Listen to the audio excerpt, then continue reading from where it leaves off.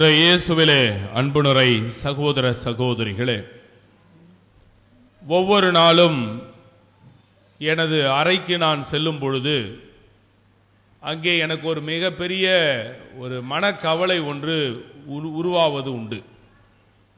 அந்த மனக்கவலைக்கு காரணம் எது என்று பார்த்தீர்கள் என்றால், என்னுடைய அறையில் இருக்கிற புத்தகங்கள். இந்த புத்தகங்கள் எல்லாம் வெகு நாட்களாக நான் சேகரித்து வருகிறவை. ஏற்குறைய செமினேரியில் 1996 வருஷம் போய் சேர்ந்தேன்.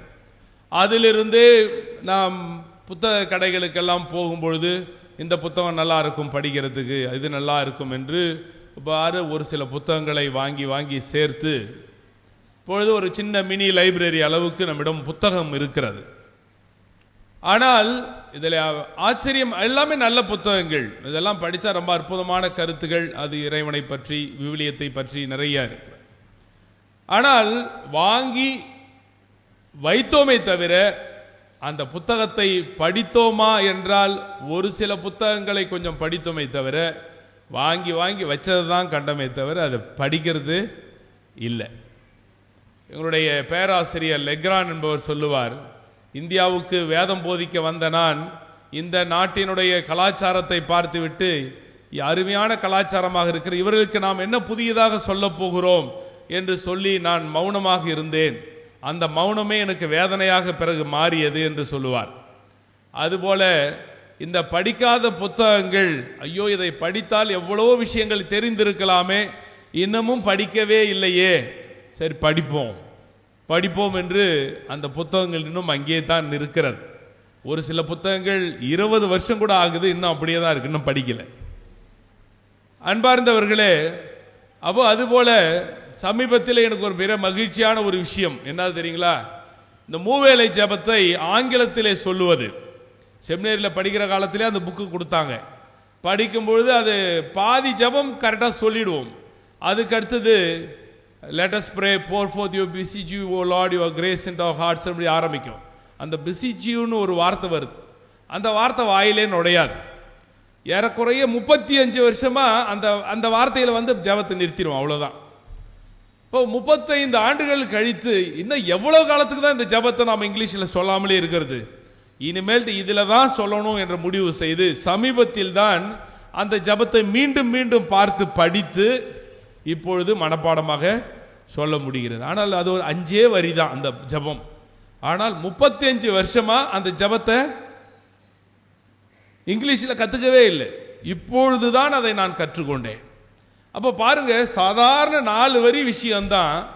ஆனால் அதற்கு நாம் முக்கியத்துவம் கொடுக்கவில்லை என்றால் 35 வருஷமா இன்னும் ஒருவேளை இப்பயாவது நான் கத்துக்கிட்டேன், சாகும்போது கூட ஐயோ நம்ம இன்னும் கத்துக்காமலே சாவரம் பத்தியா அப்படிங்கிற ஒரு வேதனை. அது மாதிரி எத்தனை விஷயம் அன்னைக்கு என்னை வாட்டுமோ தெரியவில்லை. அன்பார்ந்தவர்களே, அதுபோலத்தான் இங்கே ஒரு மனிதன் ஒரு குளத்து கரையிலே 38 ஆண்டுகளாக படுத்து கிடக்கிறார்.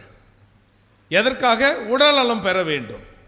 அந்த குளத்து தண்ணியில் இறங்கினா அந்த தண்ணீர் கலங்கும் பொழுது, ஏன்னா அங்க ஒரு நம்பிக்கை இருந்தது, அந்த தண்ணி போர்ஸா அந்த குளத்துல இறங்கும் பொழுது தண்ணி கலங்கும்.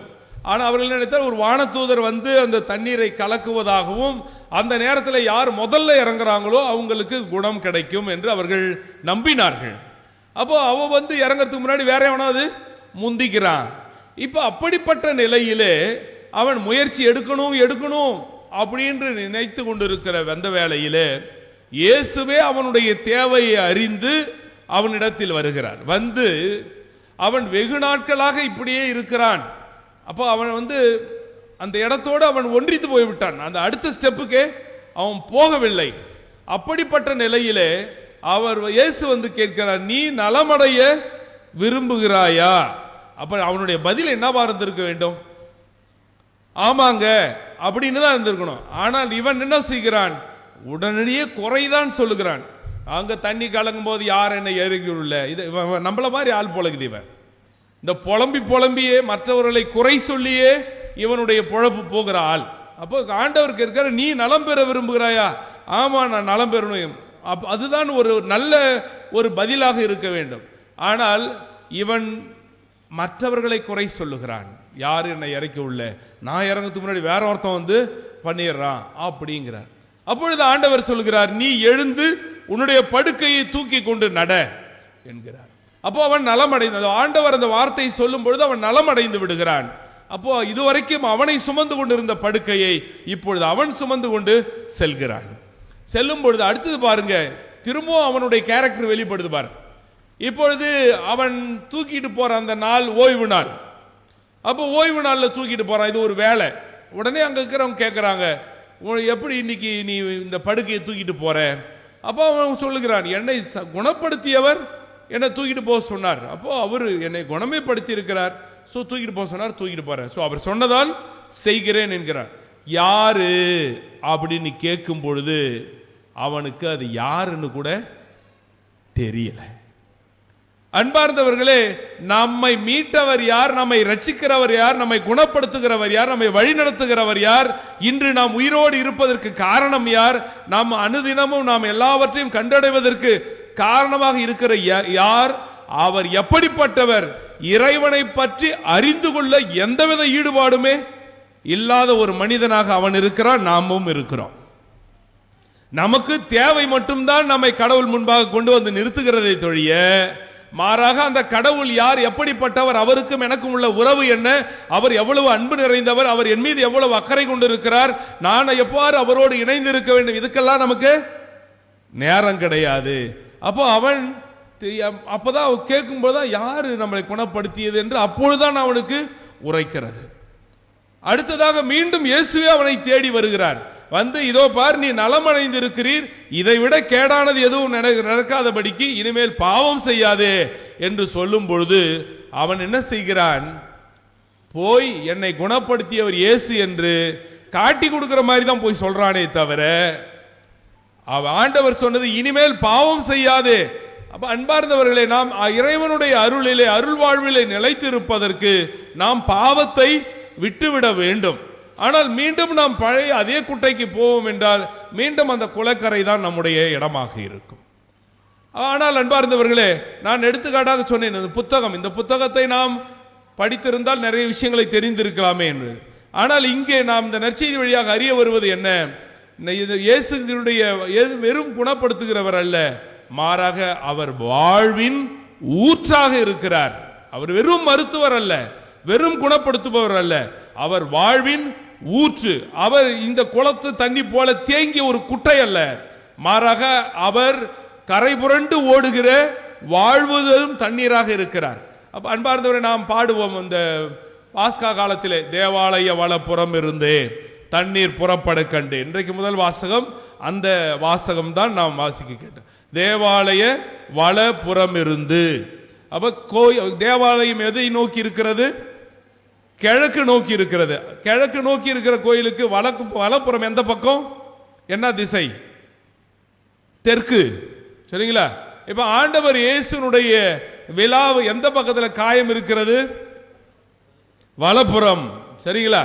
அப்போ இயேசுனுடைய குத்தி திறக்கப்பட்ட விழாவில் இருந்து ரத்தமும் தண்ணீரும் வழிந்தோடின, அதில் இருந்து நமக்கு அருள் வாழ்வு திருவருட்சாதனங்கள் புறப்பட்டன என்று நமக்கு திருச்சபை போதிக்கிறது. அப்ப இயேசுனுடைய குத்தி திறக்கப்பட்ட விழாவில் இருந்து புறப்படுகின்ற திருவருட்சாதனங்கள் நம்ம அருள் வாழ்விலே வளர்வதற்கு மிகவும் அஸ்திவாரமாக இருக்கிறது. அப்ப இந்த தண்ணீர் பாய்கின்ற இடங்கள் எல்லாம் உயிர் வாழுகிறது. அதன் கரையில் இருக்கின்ற மரங்கள் மாதா மாதம் கனி கொடுக்கிறது. அதனுடைய இலைகள் மருந்தாக பயன்படுகிறது. அந்த தண்ணீர் போய் கலக்கின்ற இடமெல்லாம் கடல் நீரை அது நன்னீராக மாற்றுகிறது. எனவே அன்பார்ந்தவர்களே, இயேசுவை நம்முடைய வாழ்விலே நாம் கொண்டு அவருடைய வார்த்தைகளை நாம் கடைபிடிக்கும் பொழுது இந்த வார்த்தை நமக்கு வாழ்வு தருகிறது. எனவே அன்பார்ந்தவர்களே, இந்த தவ காலத்திலே நாம் அதிகம் அறிய வேண்டிய நபர், நாம் நேசிக்க வேண்டிய நபர், நாம் செவிமடுக்க வேண்டிய நபர், நாம் வாசிக்க வேண்டிய வார்த்தைகள் எல்லாம் இயேசுனுடையது. ஏனென்றால் அவர் வாழ்வு தரும் தண்ணீர், கரை புரண்டு ஓடும் தண்ணீர்.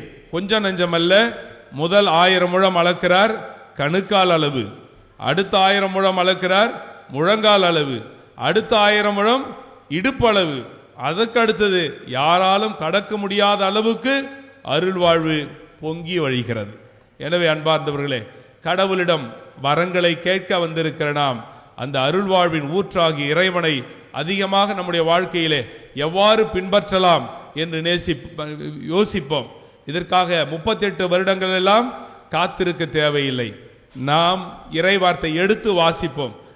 நான் சாதாரண புக்கை படிக்காம இருந்தாலும் ஒன்றும் பாவம் கிடையாது. நான் வாங்கி வச்சுக்கிற புக்கெல்லாம் படிக்கலைன்னா ஒன்றும் அதுக்காக மோட்சம் கிடைக்காம போயிடாது. ஆனால் விவிலியத்தை வாசிக்காமல் இருந்தால் நிச்சயமாக நாம் நிறைய இழப்புகளை சந்திப்போம். அதுக்குதான் பைபிளை பற்றி சொல்லுவாங்க. What is Bible? Basic information before leaving earth. அந்த பைபிளுங்கிற வார்த்தைக்கு ஒரு அப்ரிவேஷனாக சொல்லுவார்கள். பேசிக் இன்ஃபர்மேஷன் பிஃபோர் லீவிங் எர்த். அப்படின்னா இந்த பூமியை விட்டு நாம் போவதற்கு முன்னதாக நாம் அறிய வேண்டிய அடிப்படை விஷயங்கள் அடங்கியுள்ள வார்த்தைகள் புத்தகம்தான் விவிலியம். அதனால்தான் புனித ஜெரோம் சொல்லுகிறார், விவிலியத்தை அறியாதவன் கிறிஸ்துவை அறியாதவன். எனவே இறை வார்த்தைக்கு முக்கியத்துவம் கொடுப்போம். அந்த இறை வார்த்தை சொல்லுகின்ற நெறியாகிய பாவத்தை விலக்கி புண்ணிய வாழ்வை வாழ முயற்சி செய்வோம். ஆமென்.